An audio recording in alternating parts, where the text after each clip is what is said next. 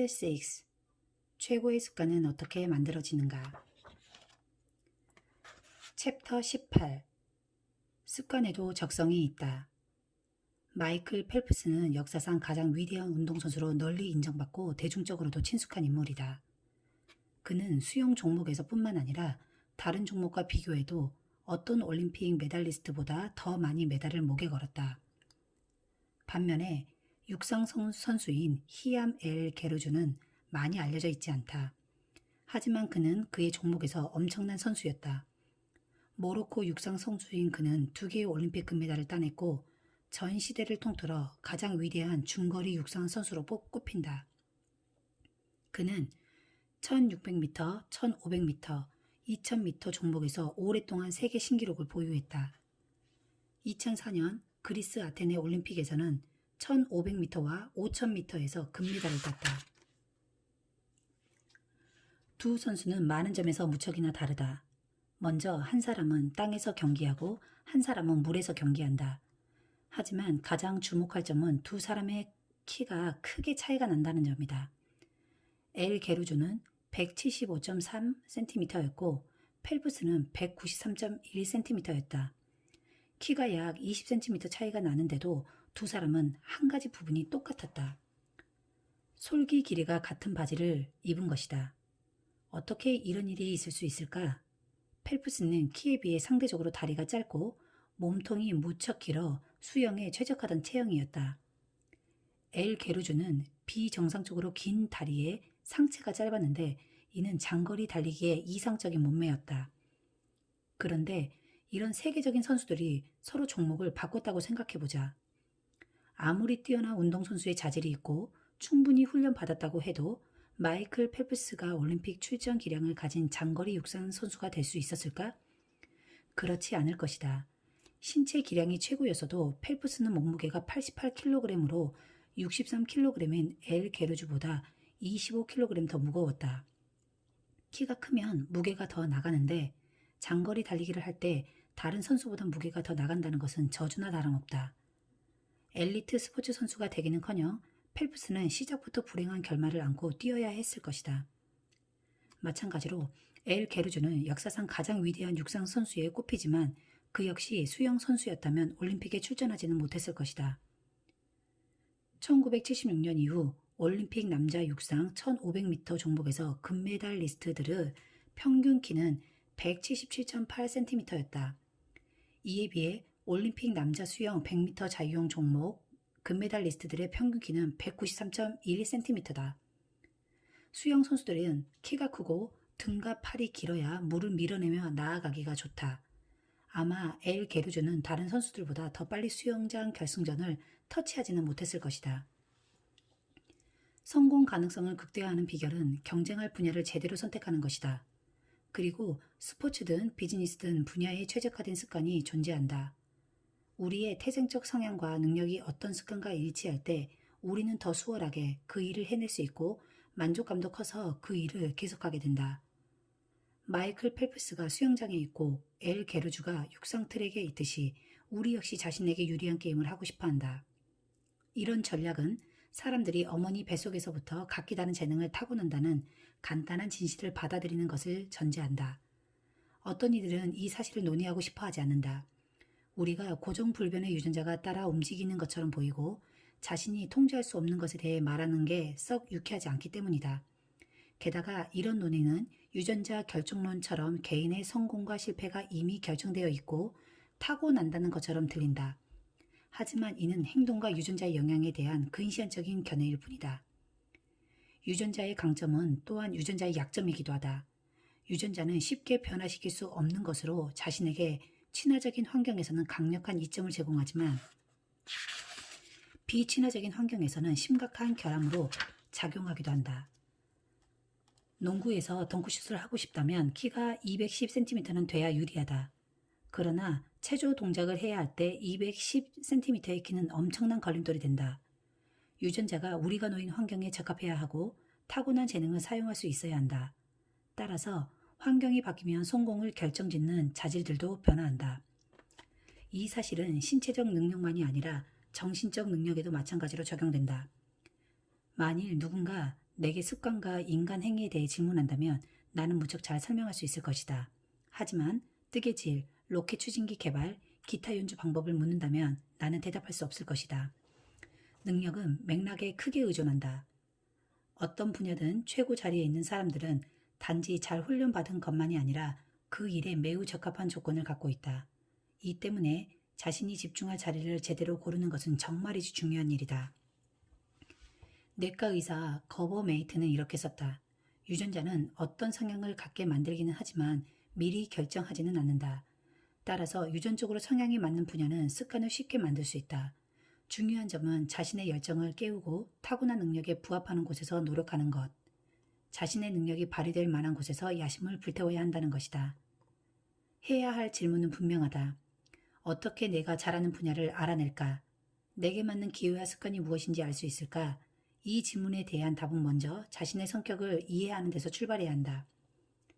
나에게 딱 맞는 습관은 따로 있다. 모든 습관에는 그 기저에 유전자가 작동하고 있다. 행동 역시 마찬가지다. 우리가 텔레비전을 보는 시간에서부터 결혼이나 이혼 가능성, 약물이나 알코올, 니코틴 중독 성향에 이르기까지 유전자는 모든 일에 영향을 미치는 것으로 보인다. 특히 권위에 직면했을 때 복종하거나 반발하는 방식, 스트레스 상황을 자발적으로 받아들이거나 저항하는 방식, 짜증을 내거나 반응하는 방식, 콘서트장 같은 곳처럼 감각적 경험을 느낄 때 매혹되거나 지루해야 하는 방식은 유전적 요소가 강하게 작용하는 곳이다. 런던 킹스 칼리지의 행동 유전학자 로버트 플로미는 내게 이렇게 말했다. 우리가 지닌 특성이 유전적 요소의 영향을 받는지 아닌지 알아보는 실험들은 이제 그만둬야 합니다. 유전자의 영향을 받지 않는 단일한 요소는 찾을 수 없기 때문입니다. 우리가 지닌 고유의 유전적 요소들은 함께 묶어서 우리의 특정한 성격을 만들어낸다. 우리의 성격은 몇 가지 특성들로 이뤄지며 이는 상황마다 지속적으로 나타난다. 성격에 관해 가장 입증된 과학적 분석은 빅5로 행동을 5가지 스펙트럼으로 분류한 것이다. 1. 경험에 대한 개방성. 호기심 많고 창의적인 것에서 신중하고 일관된 것까지. 2. 성실성.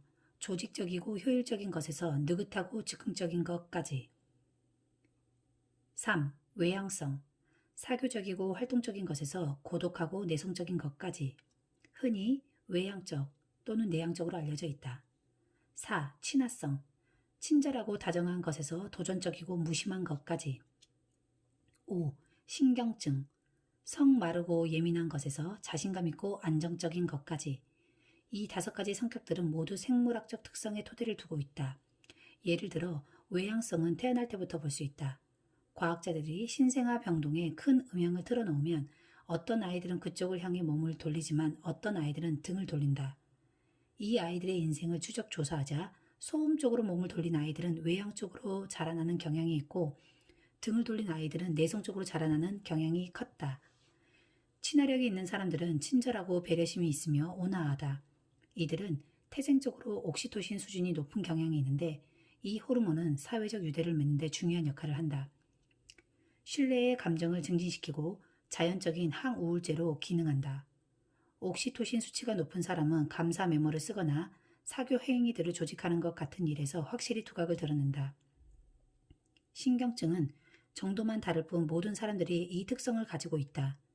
신경증 성향이 높은 사람은 다른 사람보다 화를 잘 내고 걱정이 많다. 이 특성은 뇌 속 편도체의 과민성과 관계가 있는데 이 부분은 위협 감지를 담당한다. 다시 말해 자신이 처한 환경에서 부정적인 신호들이 민감할수록 신경증적 성향이 더욱 커진다. 습관은 성격 하나만으로 결정되지는 않지만 유전자가 우리를 특정한 방향으로 몰고 간다는 사실에는 의심의 여지가 없다. 내 안에 깊이 뿌리 박혀 있는 선호도에 따라 어떤 행동을 남들보다 더 쉽게 할 수 있는 것이다. 이런 차이에 대해 유감스러워하거나 자책해서는 안 된다. 그것들과 함께 살아나가야 한다. 예를 들어 성실성 지수가 낮은 사람은 태생적으로 정리정돈은 잘 못하는 경향이 있다. 이들은 좋은 습관을 유지하려면 설계된 환경에 훨씬 더 크게 기대야만 한다. 따라서 우리는 자신의 성격에 부합하는 습관들을 세워야 한다. 보디빌더처럼 운동을 열심히 할 수도 있지만 당신이 암벽 오르기나 사이클링 또는 조정을 선호한다면 이와 유사한 운동 습관을 형성해야 한다. 친구가 저탄수화물 다이어트를 하고 있는데 그 방법이 당신에게 잘 맞는다는 것을 알았다면 더욱 강력한 효과를 볼 수 있을 것이다. 책을 더 많이 읽고 싶다면 혹시 논픽션보다 끈적끈적한 로맨스 소설이 취향에 더 맞는다는 걸 알게 되어도 당황하지 마라. 뭐든 당신이 끌리는 것을 읽어라. 계속 해리포터만 읽고 싶을 때 나 역시 그렇게 했다. 모두가 해야 한다고 말하는 습관을 세울 필요는 없다. 자신에게 가장 잘 맞는 습관을 골라라. 가장 대중적인 습관을 고르지 않아도 된다.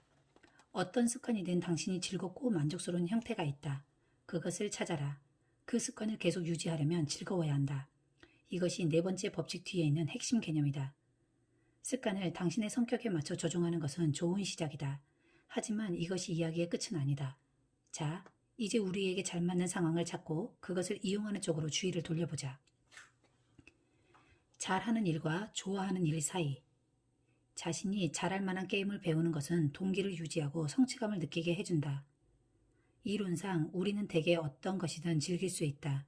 하지만 사실은 자신에게 쉽게 다가오는 것들을 더 즐기기 마련이다. 특정 분야에 재능이 있는 사람들은 그 일에 더욱 능숙해지고 그 일을 잘 해낸다는 칭찬을 받는다. 다른 사람이 실패했던 과정을 성공으로 바꿔 나가고 있고 더 많은 돈과 더 큰 기회라는 보상을 받음으로써 이들은 계속 힘을 낸다. 이런 보상들은 그들을 행복하게 해줄 뿐만 아니라 그 일을 훨씬 더 잘 해내도록 이끈다. 선순환이 이뤄지는 것이다. 자신에게 맞는 습관을 선택하라. 그러면 그 과정이 쉬워진다. 자신에게 맞지 않는 습관을 선택하면 인생이 힘겨워진다. 그러면 자신에게 맞는 습관은 어떻게 선택할까? 첫 단계는 세 번째 법칙, 쉽게 만들어라에서 다뤘던 것이다. 많은 경우 잘못된 습관을 선택했다는 말은 너무 어려운 습관을 골랐다는 말이다. 실행하기 쉬운 습관이라면 그 습관을 성공적으로 유지할 수 있다.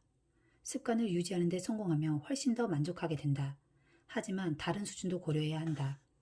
장기적으로 볼 때 계속 발전하고 성장해 나가고 있지만 언제 어디서든 도전의 순간이 올 수 있다. 언제고 우리는 자신이 가진 능력에 맞게 올바른 게임을 하고 있다는 것을 확신해야 한다. 그것을 어떻게 할까? 가장 일반적인 접근법은 시행착오다. 물론 이 전략에도 문제는 있다. 인생이 짧기 때문이다. 모든 일을 다 해볼 시간이 없다. 멋진 싱글남 모두와 데이트를 할 수도 없고 모든 악기를 다 연습해 볼 수도 없다. 다행스럽게도 이 문제를 다루는 효율적인 방법이 있다. 탐색, 이용 균형이라는 것이다. 새로운 활동을 시작하면 탐색 기간을 거치게 된다. 남녀 관계라면 데이트를 하고 대학에 입학했다면 교양 수업을 듣는다. 사업을 시작했다면 스플리트 테스트, AB 테스트라고도 하는 것으로 선호도 조사를 말한다. 그런 테스트를 한다. 목표는 다양한 가능성들을 시험해보고 광범위한 아이디어들을 탐색하고 폭넓게 고려하는 것이다. 이 초기 탐색 기간을 거치고 나면 우리는 이미 찾아낸 최선의 해결책으로 관심을 전환한다. 하지만 계속해서 이따금 실험을 한다. 적절한 균형점은 우리가 승자가 될지 패자가 될지에 달려있다. 현재 승자인 상태라면 우리는 이용하고 또 이용할 것이다.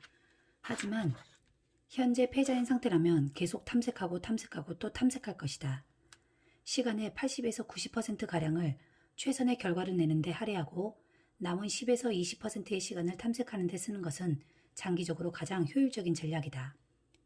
구글의 직원들은 주중 근무 시간의 80%를 공식적으로 부과된 일에 쓰고 나머지 20%는 각자가 선택한 프로젝트에 쓴다. 이런 방식은 애드워크나 지메일 같은 히트 상품을 만들어내는 데 일조했다. 무엇이 자신에게 잘 맞는지 알 수 있는 또 다른 방법은 자신이 그 일에 얼마나 시간을 쓰고 있는지를 보면 된다. 처음 일을 시작했을 때처럼 거기에 많은 시간을 쓰고 있다면 탐색할 만한 것이다. 반면에 어떤 프로젝트를 할 때 마감 시간에 쫓기고 있다면 최대한 좋은 해결책을 시행하고 약간의 결과를 얻어내야만 한다. 이렇게 각기 다른 선택지들을 탐색하면서 우리는 가장 큰 만족감을 줄 만한 습관과 영역의 범위를 계속해서 좁혀나가기 위해 다음과 같은 질문을 해봐야 한다. 질문 1. 무엇을 하면 재미있을까? 다른 사람들에게도 재미있을까? 어떤 일이 맞는다는 건 내가 그 일을 좋아하느냐 아느냐에 달려있지 않다. 그 일에 따르는 고난을 다른 사람들보다 쉽게 다룰 수 있느냐에 달려있다. 다른 사람들이 불평을 하는 동안 나는 그 일을 즐기고 있는가? 어떤 일이 나는 덜 힘들다며 그곳이 향해야 할 곳이다. 질문 2. 무엇이 시간 가는 걸 잊게 하는가? 몰입은 어떤 일에 집중했을 때 돌입하게 되는 정신적 상태로 이 상태에 들어가면 나머지 세계는 희미하게 사라져버린다. 행복감을 느낀과 동시에 최상의 성과를 내는 상태로 운동선수나 공연자들은 이를 존에 들어갔다고 말한다. 몰입 상태를 경험하지 못하면 어느 정도 수준에서는 그 일에 대한 최소한의 만족감을 얻지 못한다. 질문 3. 다른 사람들보다 내게 더 많은 보상을 돌려주는 것은 무엇인가? 우리는 지속적으로 자신을 주변 사람들과 비교한다. 그리고 어떤 행동을 했는데 그 비교가 구미에 맞을 때 더욱 만족하는 경향이 있다. 나는 블로그에 글을 쓰기 시작하고 나서 구독자 수가 무척이나 빠르게 늘어났다. 스스로 잘하고 있는지 확신하지 못했는데 대학 동료 몇몇보다 구독자 수가 더 빠르게 증가하고 있다는 것을 알게 되자 계속 글을 쓸 동기가 생겼다. 질문 4. 무슨 일이 자연스럽게 다가오는가? 잠시 그동안 배운 것을 무시하라. 사회가 우리에게 말해준 것을 무시하라. 다른 사람들이 우리에게 기대하는 것을 무시하라. 그리고 내면을 향해 물어보자. 내게 무엇이 자연스럽게 느껴지는가? 언제 살아있음을 느끼는가? 진짜 내 모습은 어떤 것이라고 느끼는가? 마음속으로 판단하거나 사람들의 비위를 맞추려고 하지 마라. 결정을 추측하지 말고 자아 비판을 하지도 마라. 자신을 이끄는 것, 즐거운 것을 그저 느껴라. 믿음과 자신감이 일어나고 있다면 올바른 방향으로 가고 있는 것이다. 솔직하게 말해서 여기의 일부 과정은 그저 운이다. 마이클 펠프스와 히샵 엘 게루주는 사회가 높은 가치를 두고 있는 자질들을 타고난 극소수의 사람들이다. 게다가 각자의 재능에 걸맞는 이상적인 환경에 놓였던 행운아들이다. 우리는 모두 이 지구상에서 제한된 시간을 살아가고 있으며 일부만이 단지 열심히 일할 뿐만 아니라 자신에게 적합한 기회들에 노출되는 행운을 가지고 위대한 성과를 낸다. 하지만 운에만 맡기고 싶지 않다면 어떨까? 혹시 자신이 잘할 만한 게임을 찾을 수 없다면 만들면 된다. 딜버트를 그린 스콧 애덤 스미스는 이렇게 말했다. 모두가 최소한 어떤 노력을 했을 때 자신이 상위 25%가 될 수 있는 영역 몇 가지를 가지고 있다. 나는 대부분의 사람들보다 그림을 잘 그렸지만 순수 예술을 하기는 힘들었다. 또 대단찮은 보통의 스탠드업 코미디언들보다 재미있지는 않지만 대부분의 사람들보다 웃겼다. 그림을 잘 그리는데 유머까지 쓸 수 있다는 것이 나의 가장 큰 장점이었다. 두 가지의 조합이 내게 극히 드문 일을 할 수 있게 만들어 주었다. 더 나아지는 것만으로는 승자가 될 수 없을 때에 달라짐으로써 승자가 될 수 있다. 자신이 가진 기술들을 조합하면 경쟁 수준을 낮추고 두각을 드러내기가 더 쉬워진다. 규칙을 다시 씀으로써 유전적 이점 혹은 수년간의 연습이 필요한 일을 손쉽게 손에 넣을 수 있는 것이다. 좋은 선수는 모두가 하는 게임에서 이기기 위해 노력한다. 위대한 선수는 자신의 강점이 잘 발휘되고 단점을 피할 수 있는 새로운 게임을 만들어낸다. 대학에서 나는 스스로 물리학, 화학, 생물학, 해부학을 조합해 나만의 생물역학 전공을 고안해냈다. 나는 최고의 물리학자들이나 주류 생물학자들 사이에서 두각을 드러낼 만큼 영리하지 않았지만 나 자신의 게임을 만든 것이다. 좋아하는 과목 외에는 관심이 없던 내게 이것이 적합했기 때문인데 그렇게 공부하자 덜 지루했다. 무엇보다 아무도 이와 같은 조합으로 수업을 듣지는 않았기에 누가 더 잘하는지 못하는지 말할 수가 없었다. 특화는 나쁜 유전자들의 습격을 극복하는 강력한 방법이다. 특정한 기술을 더 잘 습득할수록 다른 사람들이 당신과 경쟁하기는 더욱 어려워진다. 대개 보디빌더들은 팔씨름 선수들보다 강하지만 팔씨름 대회에서는 그들을 이기지 못한다. 팔씨름 챔피언은 그 종목에 특화된 강점을 가지고 있기 때문이다. 우리들 대부분이 재능을 타고나지 못했다 할지라도 범위를 많이 좁히면 그 분야에서 최고가 될 수 있다. 끓는 물은 감자를 무르게 만들지만 달걀은 단단하게 만든다. 우리는 자신이 감자인지 달걀인지 결정할 수 없지만 더 단단해지는 게 나은 게임과 더 물러지는 게 나은 게임 중 어느 것을 선택할 것인지 결정할 수는 있다. 자신에게 더 친화적인 환경을 찾을 수 있다면 자신과 맞지 않은 환경을 친화적인 환경으로 변경시킬 수도 있다. 유전자, 바꿀 수 없다면 이용하라. 유전자가 이토록 많은 부분을 결정짓는다면 혹시 노력은 소용없는 것이 아닐까? 그렇지 않다. 오히려 유전자는 노력을 명확하게 만들어준다. 유전자는 우리가 무엇에 애를 써야 하는지 알려준다. 자신의 강점을 깨달으면 어디에 시간과 에너지를 써야 할지 알게 된다. 어떤 기회를 찾아야 하는지, 어떤 종류의 도전을 피해야 하는지 알게 된다. 자신의 본성을 더 잘 이해할수록 전략도 더 나아질 수 있다. 생물학적 차이는 중요하다. 하지만 그렇다 해도 자신을 다른 사람들과 비교하는 것보다는 자기 고유의 잠재력을 실현하는 데 집중하는 것이 훨씬 생산적이다. 어떤 특정한 능력에서 자신의 가능성을 발휘할 수 없는 생태적 한계가 있다는 것은 사실이다. 어떤 사람은 자신의 한계에 사로잡힌 나머지 노력을 거의 하지 않기도 한다. 그러나 노력하지 않는데 유전자가 성공을 가져다 줄 순 없다. 체육관에 있는 근육질 트레이너가 유전자는 더 우수할 가능성이 있다. 하지만 당신이 그와 똑같은 횟수로 운동하지 않는다면 당신이 유전자의 축복을 더 많이 받고 있거나 덜 받고 있다고 말할 수 없다. 당신이 대단하다고 여기는 사람들만큼 열심히 일해보기 전까지는 그들의 성공이 행운 덕분이라고 말하지 마라. 장기적으로 만족스러운 습관을 들이고 싶다면 자신의 성격과 재능에 일치하는 습관을 선택하는 것이 최선의 방법이다. 자신에게 자연스럽게 다가오는 것들에 노력을 쏟아라. 서머리. 성공 가능성을 극대화하는 비결은 경쟁할 분야를 제대로 선택하는 것이다. 자신에게 맞는 습관을 선택해야 그것을 쌓는 과정이 쉬워진다. 자신에게 맞지 않는 습관을 선택하면 삶이 고달파진다. 유전자는 쉽게 변하는 것이 아니다.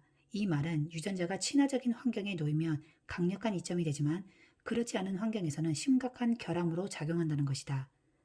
우리가 타고난 재능과 부합하는 행동이 습관으로 구축하기 쉽다. 자신에게 가장 잘 맞는 습관들을 선택하라. 자신의 강점이 잘 발휘될 게임을 선택하라. 그런 게임을 찾을 수 없다면 스스로 만들어라. 유전자는 노력할 필요성까지 없애지는 않는다. 오히려 유전자는 노력을 명확하게 해준다. 그리고 우리가 어떤 일에 노력을 쏟아야 하는지 알려준다. 챕터 19. 계속 해내는 힘은 어디서 오는가? 1955년 디즈니랜드가 캘리포니아 애너하임에 막 개장했을 때 한 소년이 이곳에 일자리를 구하러 왔다. 소년은 11살이었고 당시는 고용노동법이 느슨했던 때였다. 소년은 가까스로 여행 가이드 책을 판매하는 일을 하게 되었다. 한 권을 팔면 50센트가 그의 손에 쥐어졌다. 1년 만에 소년은 디즈니의 매직숍으로 일자리를 옮겼고 그곳에서 나이든 직원들에게 갖가지 마술을 배웠다. 그리고 공연 때 분위기를 돋구기 위해 방문객들에게 농담을 건네는 등 간단한 일들을 하기 시작했다. 곧 소년은 자신이 마술 공연보다는 코미디 공연을 좋아한다는 걸 알게 되었고 코미디언이 되기로 했다. 소년은 로스앤젤레스의 작은 클럽에서 공연을 시작하며 10대 초반을 보냈다. 관객은 적고 공연은 짧았다. 5분 이상 무대 위에 있는 경우는 거의 없었다. 사람들 대부분은 술을 마시거나 친구와 수다를 떠느라 공연에 눈길을 줄 여력이 없었다. 어느 날 밤에는 텅 빈 공연장에서 스탠드업 코미디 공연을 하기도 했다. 화려한 일은 아니었지만 확실히 그는 점점 더 능숙해지고 있었다. 처음에 했던 공연 레퍼토리들은 2분짜리거나 틈새 공연이었다.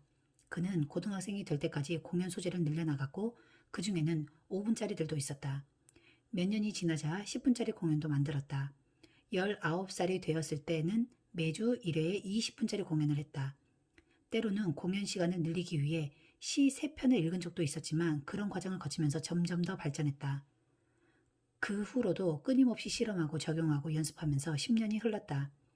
그는 텔레비전 극본가 자리를 구했고 점차 TV 토크쇼의 모습을 드러내기 시작했다. 1970년대 중반에는 투나잇 쇼와 세터데이 나이트 라이브의 고정 게스트로 출연하기에 이르렀다. 그렇게 15년을 노력한 끝에 그는 명성을 얻었다. 60일간 60개 도시를 순회 공연했으며 80일간 72개 도시를, 90일간 85개 도시를 돌았다. 오하이오에서는 18,695명이 그의 공연을 보러 왔다. 뉴욕에서 열린 사흘간의 공연에서는 4만 5천 장의 티켓이 팔렸다. 그는 자기 분야에서 최고의 자리에 올랐고 당대 가장 성공한 코미디언이 되었다. 그의 이름은 스티브 마틴이다. 마틴의 이야기는 어떤 일을 오랜 기간 꾸준히 했을 때 무슨 일이 일어나는지에 대해 아주 중요한 관점을 제공한다. 코미디는 내성적인 사람에게 맞지 않는다.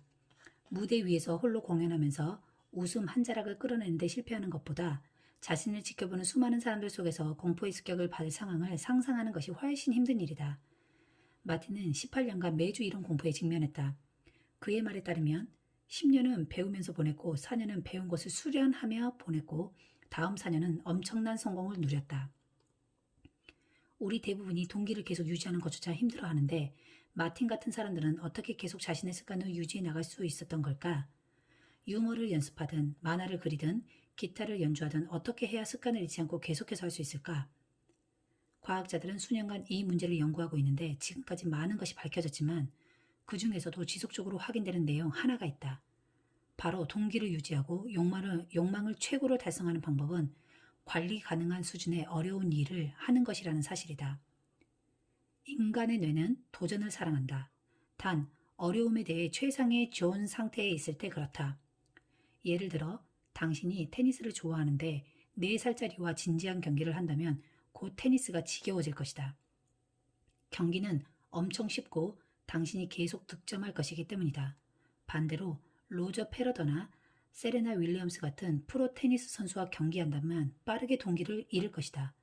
경기가 너무 어렵기 때문이다. 이제 자신과 비슷한 수준의 사람과 테니스 경기를 한다고 생각해보자. 경기가 진행되면서 당신은 몇 포인트는 따고 몇 포인트는 잃을 것이다. 승리할 기회도 물론 몇 번 잡을 것이다. 정말로 애써야 가능해지지만 말이다. 점점 게임에 집중하면서 정신을 산만하게 만드는 방해물은 사라지고 완전히 자신을 내던질 것이다. 이것이 어렵지만 관리 가능한 수준의 도전, 즉 골디락스 법칙이다. 골디락스 법칙이란 인간은 자신이 할 수 있는 적합한 일을 할 때 동기가 극대화되는 경험을 한다는 것이다. 지나치게 어려워서도 안 되며 지나치게 쉬워서도 안 된다. 딱 들어맞아야 한다. 마틴의 코미디 인생은 골디락스 법칙을 실현한 훌륭한 예라 할 수 있다. 매년 그는 자신의 코미디 레퍼토리를 늘려나갔는데 단 1분이나 2분 정도씩만 늘렸다. 그는 늘 새로운 소재를 덧붙여 나갔지만 웃음을 확실히 끌어낼 수 있는 몇 가지 유머들은 그대로 유지했다. 무대에 설 동기를 계속 유지할 정도로 성공하되 일이 어렵다고 여겨질 만큼만 실수하는 것이다. 새로운 습관을 시작할 때 그 습관을 가능한 한 쉽게 유지해야 한다. 그래야 상황이 완벽하지 않아도 그 습관을 계속해 나갈 수 있다. 이에 대해서는 이미 3번째 행동 변화 법칙을 다루면서 살펴본 바 있다. 하지만 일단 습관이 확립되면 작은 방법들을 이용해 계속 나아가는 게 중요해진다. 이런 작은 발전들과 새로운 도전들이 계속 그 일을 하게 해준다. 골디락스 존에 이제 막 진입했다면 몰입 상태에도 도달할 수 있다. 몰입은 특정 활동에 완전히 빠져든 상태로 존이라는 상태를 경험하는 것이다. 과학자들은 이 느낌을 수량화하려고 애쓴 결과 우리의 현재 능력에서 대략 4% 넘어가는 일을 할 때 몰입 상태에 돌입한다는 것을 알아냈다. 실제 삶에서 이런 방식으로 일의 난이도 수준을 측정하는 것은 보통 불가능한 일이지만 골디락스 법칙의 핵심 개념은 적용할 수 있다. 관리 가능한 수준만큼 어려운 도전, 즉 자기 능력에 언저리에 있는 일을 하는 것은 동기를 유지하는 데 중요한 역할을 한다. 몰입 상태에 도달했을 때 무슨 일이 일어나는지에 대해 나는 한 가지 지론을 가지고 있다. 확고부동한 것은 아니며 그저 내 추측일 뿐이다. 심리학자들은 뇌가 시스템 1과 시스템 2라는 두 가지 상태에서 운영된다고 말한다. 시스템 1은 빠르고 본능적인 부분이다. 일반적으로 우리가 습관처럼 무척이나 빠르게 수행하는 과정은 시스템 1이 관장한다. 반대로 시스템 2는 어려운 수학 문제의 답을 계산하는 것과 같이 더 노력이 필요하고 느린 과정들을 생각하는 일을 관장한다. 몰입에 이것을 적용해보자. 생각이라는 스펙트럼의 양 끝에 시스템 1과 시스템 2가 존재한다고 상상해보자. 인지 과정이 자동적으로 이뤄질수록 스펙트럼의 한쪽 끝인 시스템 1 쪽으로 기운다. 그리고 노력해야 할 업무를 처리할수록 시스템 2 쪽으로 기운다. 몰입은 시스템 1과 시스템 2 사이 아주 날카로운 경계선에 존재한다. 우리는 자기 능력을 넘어선 도전을 위해 노력할 때 그 업무와 연관해 내재화되고 자동적으로 반응하는 지식을 모두 완전히 사용한다. 뇌는 시스템 1과 2, 두 가지 상태 모두에 완전히 관여한다. 의식과 무의식을 동시에 사용하는 것이다. 향상에는 섬세한 균형이 요구된다. 동기가 유지될 만큼 과정이 계속 진행되는 동안 우리는 자신을 극단까지 몰아가는 도전을 규칙적으로 추구해야 한다. 어떤 행동이 계속해서 매력적이고 만족스러우려면 그 행동이 계속 새로운 느낌을 줘야 한다. 다양성이 없으면 지루해진다. 그리고 어쩌면 지루함이 자기 향상 과정에서 가장 최대의 적일 것이다. 전문가와 아마추어의 차이. 야구 인생이 끝난 후 나는 새로 도전할 만한 스포츠를 찾았다. 역도팀에 들어갔는데 어느 날 한 유명한 코치가 내가 있는 체육관에 왔다. 그는 오랫동안 수천 명의 선수들과 함께 일했고 그 중에는 올림픽 대표 선수들도 있었다. 내 소개를 하고 나서 우리는 실력이 증진되는 과정에 관한 이야기를 나누기 시작했다. 최고의 선수들과 보통 사람들의 차이가 뭡니까? 내가 물었다. 그러니까 대부분의 사람들에겐 없지만 그들에게 있는 거요. 그의 대답은 쉽게 예상할 수 있는 것이었다. 유전, 행운, 재능 등. 하지만 곧 그는 예상치 못한 답을 덧붙였다. 어느 시점에 이르러 매일같이 하는 훈련에서 오는 지루함을 견디는 게 관건이죠. 같은 리프트 동작을 하고 또 하는 거요. 나는 이 말에 놀랐다. 근면함에 관한 다른 방식의 생각이었던 것이다. 우리는 자신의 목표를 향해 나아가면서 계속 발전해야 한다고 말한다. 비즈니스든 스포츠든 예술이든 우리는 이런 말들을 듣곤 한다. 다 열정 문제야. 넌 정말로 그걸 원해야 해. 결과적으로 많은 이들이 집중력이나 동기를 잃으며 낙담하고 만다. 성공한 사람들은 바닥이 보이지 않을 만큼 열정이 무한대로 있으리라고 생각하기 때문이다. 그러나 코치는 실제로 성공한 사람들 역시 우리처럼 동기가 일어나지 않는 걸 느낀다고 말한다. 단지 이들은 지루함을 느끼는 대신 동기가 일어날 방법을 계속해서 찾는 게 차이라고 했다. 뭔가를 숙련한다면 연습이 필요하다. 하지만 연습을 하면 할수록 점점 그것은 일상이 되고 지루해진다. 초심자가 어느 정도 숙련되면 배울 건 뻔하게 예상되는 것들이고 그러면 흥미가 사라지기 시작한다. 때로 이런 일들은 더 빨리 일어나기도 한다. 우리는 며칠 연달아 체육관에 도장을 찍거나 블로그 포스트 두세 개를 발행하고는 어느 날 한번 건너뛰게 되면 그 일을 하고 싶어 하지 않는다. 그러나 아직 걱정할 정도는 아니라고 생각하기 때문에 하루 정도 쉬는 것은 쉽게 합리화한다. 성공의 가장 큰 위협은 실패가 아니라 지루함이다. 습관이 지루해지는 이유는 더 이상 희열을 주지 않기 때문이다. 그 결과는 예상 가능한 것이 된다. 습관이 일상이 되면 우리는 새로운 것을 찾는 과정으로 일탈하기 시작한다. 우리가 끝없이 이 일에서 다음 일로, 이 다이어트에서 저 다이어트로, 이 비즈니스 아이디어에서 저 비즈니스 아이디어로 넘어가는 것은 이 때문일지도 모른다. 어떤 동기가 약간이라도 일어나면 그 즉시 우리는 새로운 전략을 찾기 시작한다. 심지어 현재 어떤 전략을 수행하고 있는 중일지라도 말이다. 마키아벨리는 이렇게 말했다. 인간은 어느 정도까지는 새로움을 욕망한다. 일이 잘 풀리지 않는 사람 못지않게 잘 살고 있는 사람들 역시 변화를 바란다. 습관을 이용한 상품들 중 많은 수가 지속적으로 새로운 것들을 제공하는 이유는 어쩌면 이 때문일지도 모른다. 비디오 게임은 계속 새로운 시각적 이미지들을 제공한다. 포르노그래피들은 새로운 성적 이미지를 제공한다. 정크푸드는 새로운 조리법을 제공한다. 이런 경험들 하나하나가 계속해서 놀랄만한 요소들을 만드는 것이다. 심리학에서는 이를 가변적 보상이라고 한다. 현실 세계에서 가장 공통적인 예로 들 수 있는 것은 슬롯 머신이다. 도박사는 잭팟을 몇 번이고 터뜨릴 수 있지만 그것이 언제 터질지는 예측할 수 없다. 보상이 일어나는 간격이 너무 다양한 것이다. 이런 변동성은 엄청난 양의 도파민 분비를 이끌어내며 결과적으로 기억력을 강화하고 습관 형성을 가속화한다. 가변적 보상이 열망을 만들어내지는 않는다. 그러니까 거기에 흥미가 없는 사람들에겐 보상을 제시할 수도 없고 그들에게 다양한 간격으로 보상을 제공할 수도 없으며 그들의 마음을 변화시키리라는 희망을 품을 수도 없다. 하지만 가변적 보상은 우리가 이미 경험한 열망들을 증폭시키는 강력한 방법이다. 그것들이 지루함을 줄여주기 때문이다. 욕망의 스위트 스폿, 골프채, 라켓, 배트 등으로 공을 칠 때 많은 힘을 들이지 않고 원하는 방향으로 멀리 빠르게 날아가게 만드는 최적 지점. 이런 스폿은 성공과 실패 사이에 딱 중간 지점에 있다. 원하는 것이 반 정도 달성된 시점이자 반 정도 남은 시점의 말이다. 경험이 만족스러울 만큼은 성공적이고 경험을 욕망할 만큼은 원하는 게 있어야 한다. 이것이 골디락스 법칙의 실말이다. 만일 이미 어떤 습관에 흥미를 느끼고 있다면 관리 가능한 수준으로 어려운 도전을 하는 것이 그에 관한 흥미를 꾸준히 유지할 수 있는 방법이다. 물론 어떤 습관이든 다양한 수준의 보상 요소들을 가지고 있지는 않으며 그러기를 바라서도 안 된다.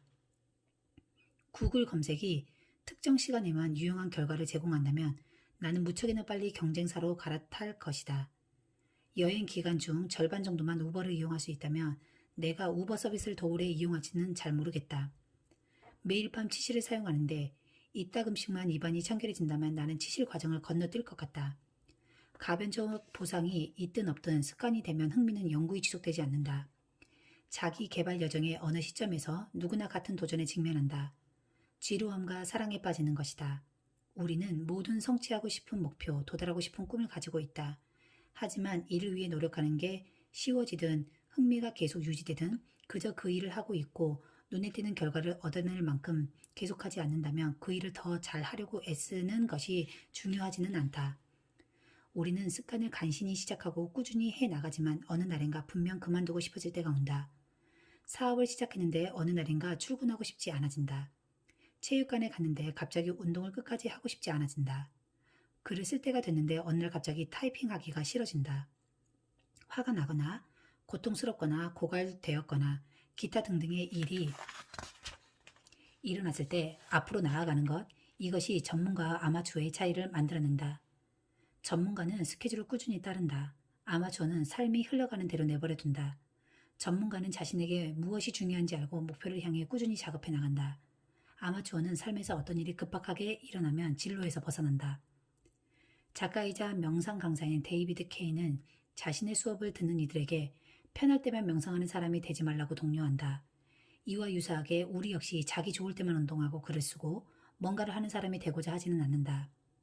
어떤 습관이 자신에게 정말로 중요하면 기분이 어떻든 그 습관을 계속하려고 한다. 전문가들은 기분이 영 아닐 때조차 행동을 취한다.